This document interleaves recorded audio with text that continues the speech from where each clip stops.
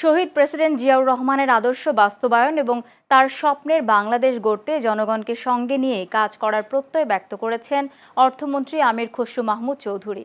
শনিবার দুপুরে চট্টগ্রামের কাজীর দেউরি মোড়ে জিয়াউর রহমান ফাউন্ডেশন চট্টগ্রামের উদ্যোগে শহীদ জিয়াউর রহমানের ৪৫তম শাহাদাত বার্ষিকী উপলক্ষে অসহায় ও পথচারীদের মাঝে খাবার বিতরণ অনুষ্ঠানে তিনি কথা বলেন।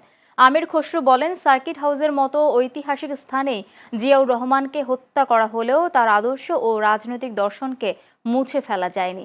চট্টগ্রাম সিটি কর্পোরেশনের মেয়র ডাক্তার শাহাদাত হোসেনের সভাপতিত্বে অনুষ্ঠানে বিশেষ অতিথি ছিলেন চট্টগ্রাম মহানগর বিএনপির আহ্বায়ক এরশাদ উল্লাহ ও দক্ষিণ জেলা বিএনপির সাবেক আহ্বায়ক মোহাম্মদ আবু সুফিয়ান সহ অন্যান্যরা। মুক্তিযুদ্ধের নায়ক, যুদ্ধস্থলে যার যুদ্ধের মাধ্যমে বাংলাদেশ স্বাধীন হয়েছে, যিনি প্রথম রিভোল্ট করেছিলেন এবং বাংলাদেশকে আধুনিক স্বাধীন সার্বভৌম রাষ্ট্রে পরিণত করেছেন, সেই পথ আজকে আমরা ফিরে পেয়েছি।